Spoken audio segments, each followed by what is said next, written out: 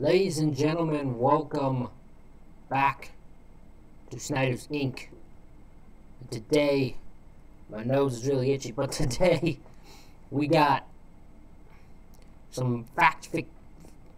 I keep calling them fact fiction, but that's not that doesn't make sense. Faction, and this is 5 mysterious unsolved cases with video footage. So I think we need to get right up in this. Are you guys ready?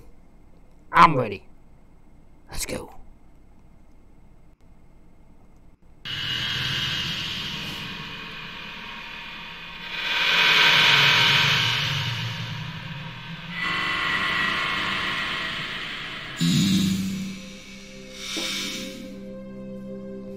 From an 11-year-old case that still remains unexplained to the mysterious death of a teenage boy in his own school, here are 5 mysterious unsolved cases. Okay. Number 1. Maura Murray's disappearance. On February 9th, 2004, 21-year-old Maura Murray was reported missing after her smashed car was found on Route 112 in Haverhill, New Hampshire. Maura left college earlier that day. My nose is extremely itchy. I'm sorry. I don't know what is going on right now. And told her professors that she would have to take a week off as she had a family emergency. However, it later turned out that no family emergency existed. What? So she had to take a family emergency, or she claimed to. She had to take a week off because of it. But it revealed no emergency was there. Why did she want a week off then? What was the thing she wanted to do that involved in her need to leave work? Interesting. Due to this fact, investigators suggested that she may have just wanted to disappear. However, her family strongly disagreed and believed that she was abducted. Both are possibilities. Her being abducted makes sense. Would make sense. That's usually the way most cases like this go. Is the woman is abducted for some reason by some dude usually. But women have abducted other women too. But the way it sounded, I would believe her just disappearing. I mean, she wants to take a week off, claim an emergency. There is no emergency, just using it as a reason to leave. I believe it. I believe that she would disappear, just randomly disappear. 2012, a number of videos surfaced on YouTube, uploaded by a user named Mr. 112 Dirtbag. One of the videos show a sadistic-looking man looking directly into the camera and uncontrollably laughing. The video then ends with the words, "Happy Anniversary."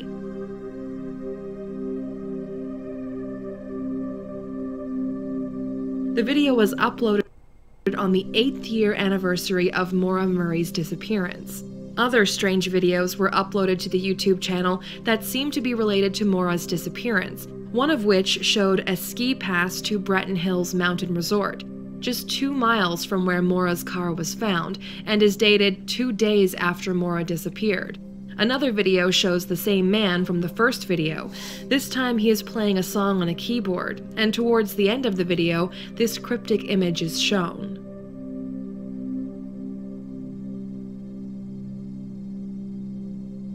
Mr. 112 Dirtbag's username is relevant to the case because 112 was the route that Maura disappeared on, and Dirtbag is what her father called the kidnappers when he was interviewed on TV. The channel was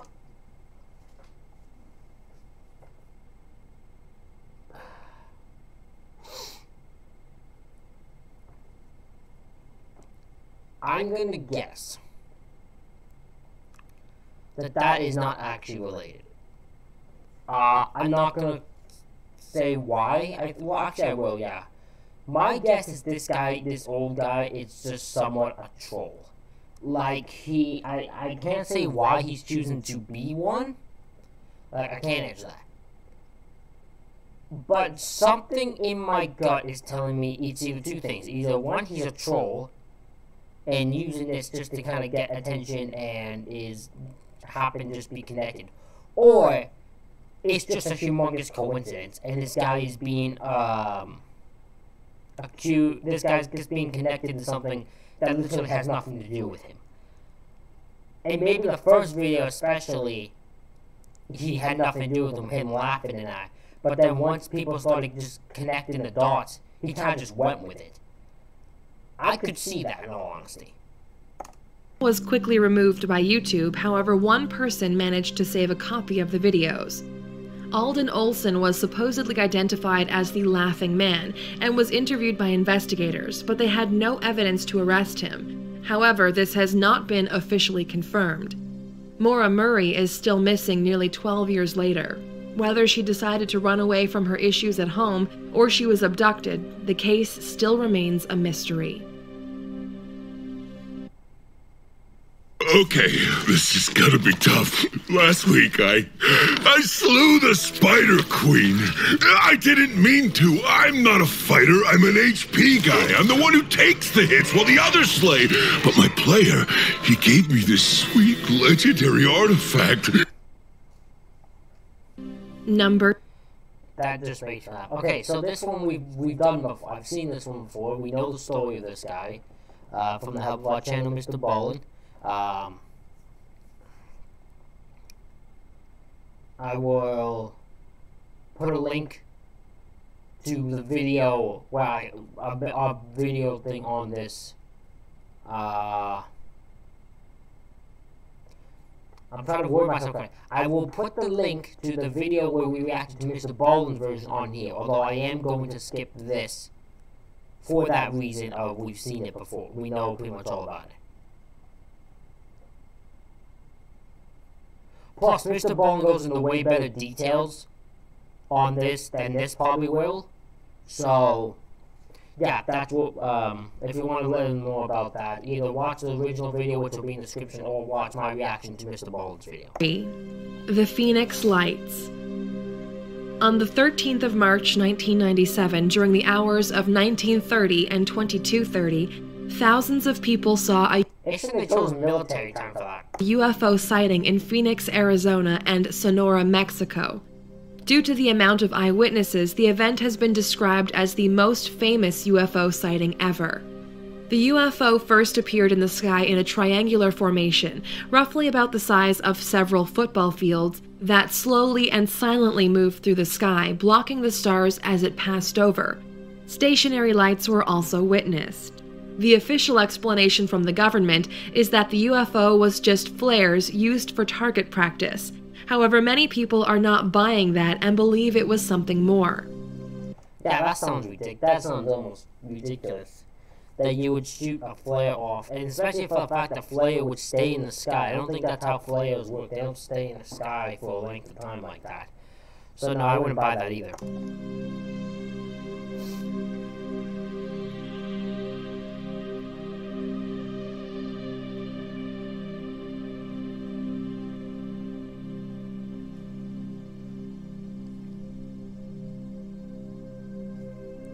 I'm sorry for my yawn. It is like 11:30 at night right now, so.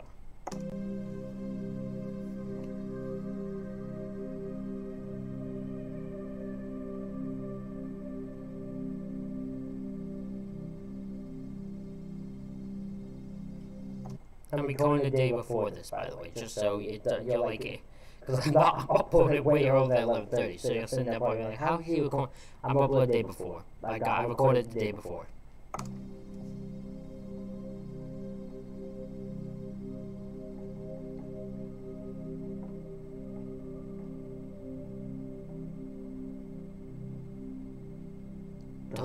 Those are so weird. I'm not saying the UFOs, but those are really weird. I don't know what those are, but I know they're not, like, they're not flares. They might not be UFOs. I'm not even gonna confirm that that's what they are, because they're probably not. But I don't know what they are if they aren't.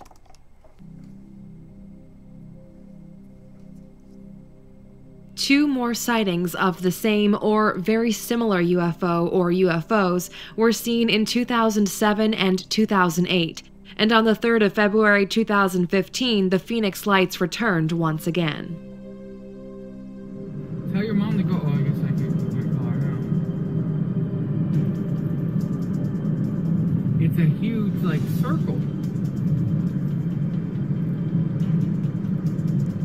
this camera quality is the shittiest camera quality ever. Not the qualities of this guy is moving around. This guy's barely focused on. I don't even know what he wants me to focus on.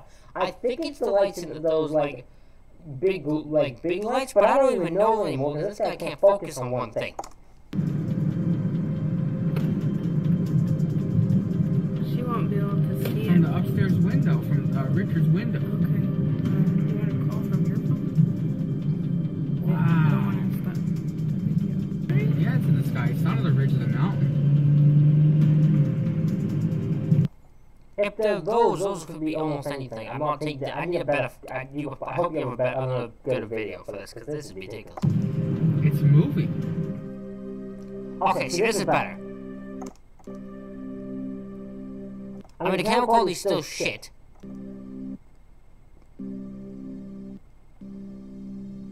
I can't even say what the hell the quality is too bad.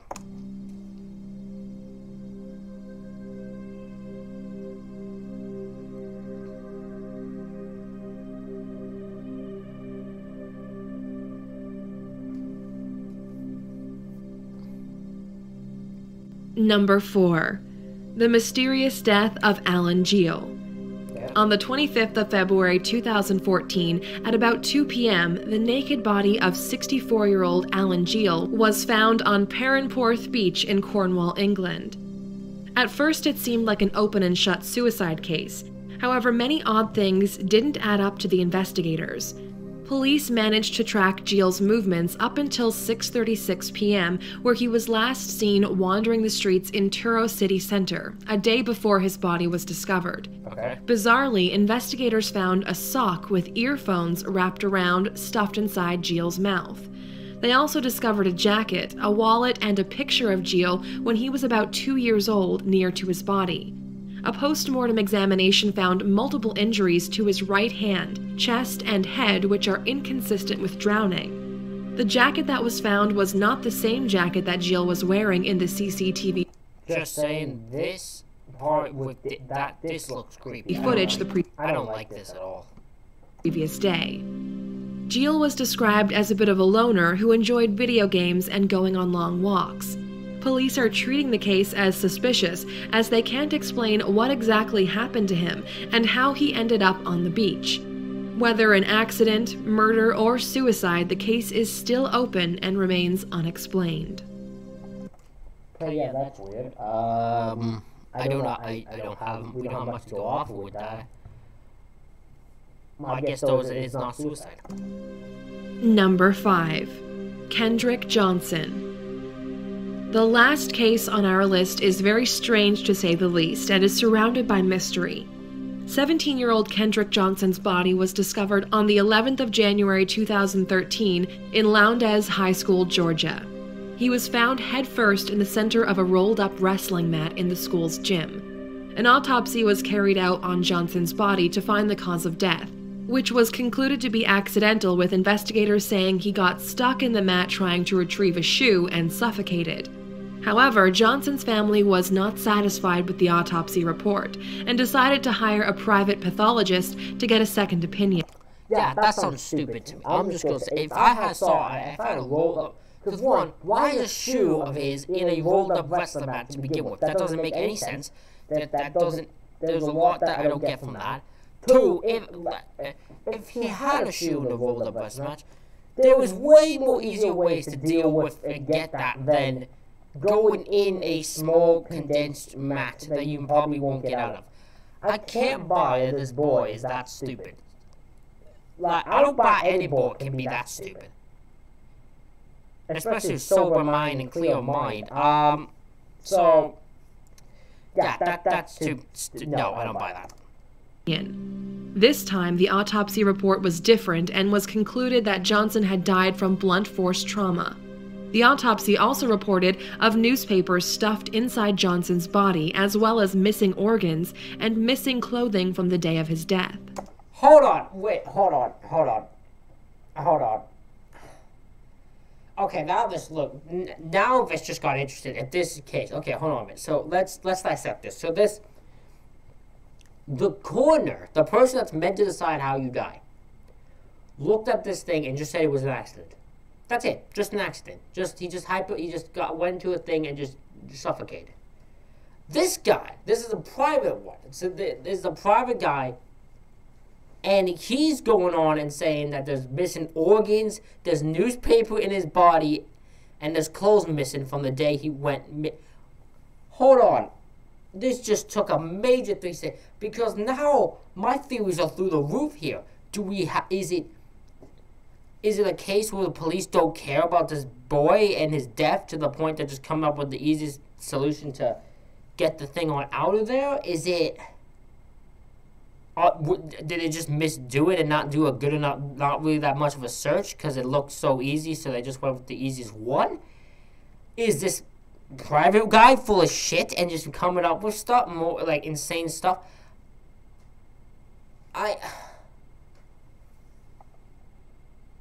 Because these are two totally different perspectives of this. What? That's weird. I don't know who to say is the bad guy here. Let me know what you think. Let me know in the comments who you say is the bad guy when it comes to this one. Is it the private coroner guy or the actual guy? The actual coroner who was done by the police. Johnson's family now strongly believe that he was murdered and that there was a cover-up by the local police department. I can see why they think that, because if that's the private investigators tell the truth, then clearly there's something fucked up with this police department. In November of 2013, 290 hours of CCTV footage from inside the school was released to CNN following a court request, which shows Johnson entering the gym moments before he died. However, over 3 hours of the footage was missing. Alright, so my opinion has changed, so I'm gonna straighten now. I believe myself this was cover-up. I bet you, people are gonna hate me for this, I bet you they don't care about this boy because he's black. I'm sorry, you're gonna hate me for that, there's gonna be people who hate me for that, but that's how I feel right now. Because there's no explanation for this, on why this 3 hours of footage that just happens to be when this guy is in this gym is disappeared and missing. Why the police go so easily to, oh, he's suffocating when trying to grab a shoe. Then this guy, they hire a private one because the parent probably had a gut feeling, because you don't doubt a gut feeling, that the police are full of shit. So he went and they got a private person to do it. And this dude, found a bunch of stuff saying about blood force trauma. This guy had missing organs, fucking newspaper in his body. So there's some freaked up shit here. So now I'm believing that some shit went down inside this school. I'm not saying this was a racist murder. But this damn sure was a probably racist-ass cover-up, because I cannot understand under any circumstances why in the living hell police would do that. Oh my God. Police just make me more annoyed with them every day. Many other details about the case are very bizarre, including the size of the hole of the wrestling mat, which was 14.5 inches. However, Johnson's shoulders were 19 inches across, so how could he fit? As well as many other details that don't seem to add up. Two brothers, Brian and Brandon Bell, that were Johnson's classmates and that happened to be the sons of an FBI agent, are currently being questioned. Alright, thank you for answering my question. I now know who did it and why it's covered up. Yep. I 100% believe guilt now. Because that's the only explanation. That's the only explanation. Why would you cover up the thing? Because two boys and some FBI, the father who's an FBI agent, told them to. Yep. That adds up now. That adds up. That's it. That adds up. Them two probably did it. And they're probably racistly attended now. As it turns out, they both had refused to be interviewed at the request of their father. And 2 years prior to the death, Johnson allegedly got into a fight with the younger brother. In 2015, Kendrick Johnson's family filed a $100 million civil lawsuit against 38 individuals. They are desperately trying to seek answers as to how and why Kendrick Johnson lost his life. I hope they find justice, because they deserve it. Because that is some bullshittery that is going on with this police department. And that whole city and the fact no one's saying anything makes me very annoyed. But, unfortunately, that concludes the end of this reaction video. Thank you all for watching. Hit the like button, hit the subscribe button, because I found out that most of you are not subscribed, and that makes me very sad. So subscribe. Stop making me sad. Make me happy. Subscribe to this channel. And comment any suggestions for stuff you want me to react to down below. Doesn't matter what it is, I'll most likely do it if it's appropriate for my channel. Thank you all for watching, and I'll see you for the next one.